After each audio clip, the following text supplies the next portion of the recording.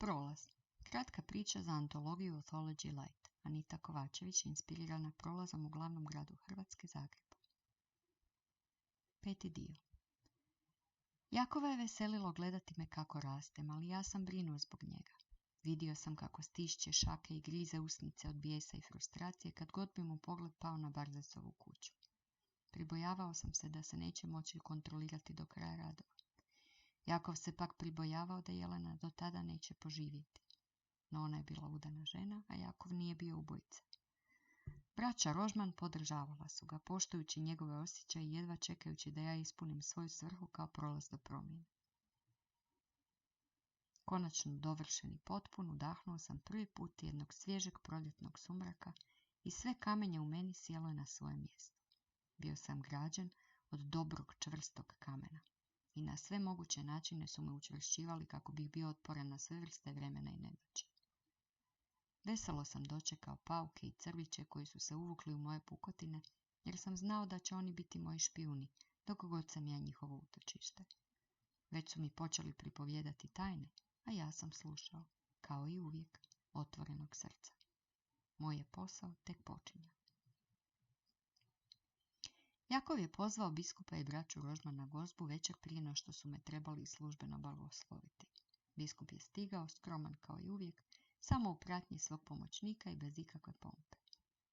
Dok su oni uživali u večeri, nazdravljajući starom majstoru Rožmanu, Jelenin je vrisak rasparao noć, a moj ga je tunel doveo direktno do vrata Jakovljeve kuće. Biskup se sledio. Čuo je on već govorkanja, ali nije želio u njih vjerovati.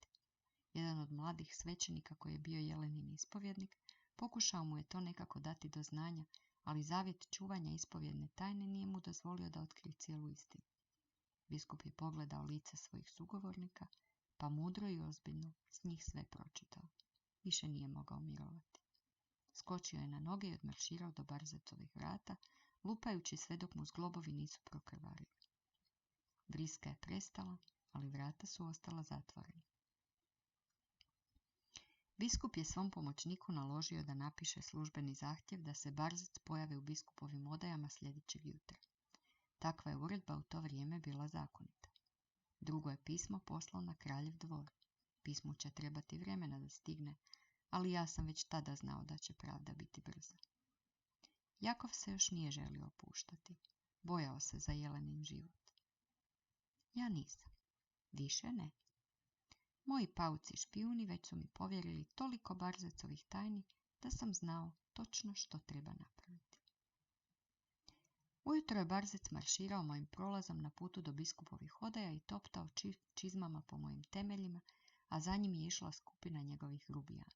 Bio je to njegov jadni pokušaj da pogaže moć, iako je znao da njih neće ni pustiti da uđu na crkveno zemljište. Ja sam čekao. Kamen je istrpljiv. Mi imamo vremena. Sat kasnije se Barzec vratio. Svoje ljude otpravio da ne vide njegovu slabost. Jakov i braća Rožman uputili su se na posao. Ostali smo samo Barzec i ja. Sad je bio samo moj. Ušao je u moj tunel i stao. Znao sam da će to učiniti.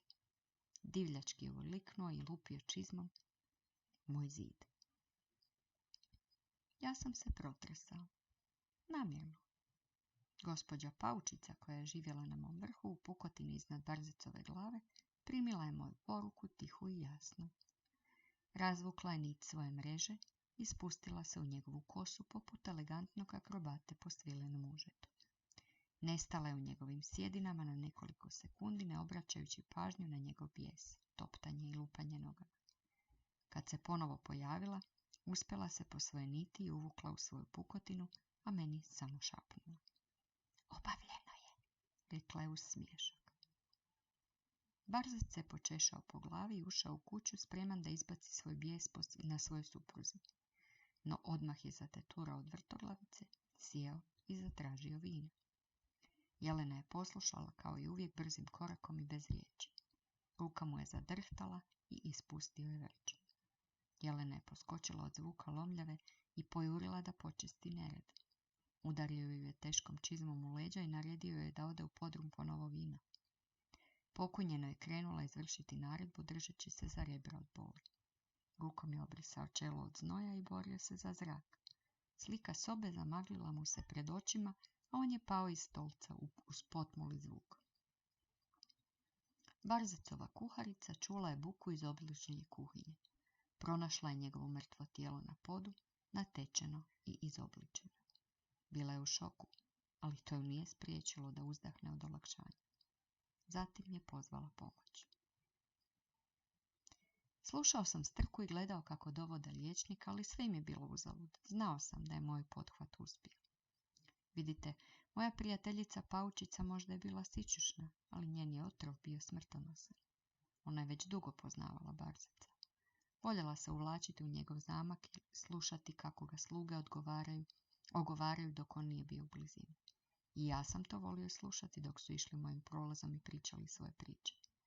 Neki od njih poznavali su Barzeca od njegovog djetinjstva i pričali o tome kako je jednom umalo umro od otrova pauka. Sljedeća doza bila bi smrtonosna. Eto, korisno je slušati. Istina, ja se ne krećem, ali slušati mogu. Ljudi pričaju, kamenje pamti. Nekoliko godina nakon mog rođenja biskup je vjenčao Jelenu i Jakova. Zajedno su živjeli u Jakovljevoj kući, a glas njihovih kćeri odzvanjao je mojim prolazom još godina. Barzecovu su kuću darivali crkvi, pa je prerađena u radionicu i dom za braću Rožman i njihove obitelji. Kao što rekoh, građen sam zbog ljubavi i s ljubavi. Sad sam već skoro 1000 godina star, ali još uvijek čvrsto stoji. Vidio sam kako ljudi proglašavaju vješticama žene koje su bježale mojim tunelom i obračunao sam se s tim lovcima. Vidio sam dilere droge kako vrebaju mlade crtače grafita, pa sredio i te zle prodavače snova.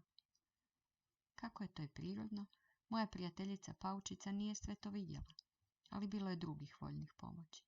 Uvijek. I još ih ima. Svijet se mijenja, ali ljudi ne. Neki i dalje čine grozote, ali drugi sve čine zbog ljubavi. A to održava ravnotežu. Ljudi i dalje pričaju, a ja pamtim. Hvala vam, ovo je kraj priče.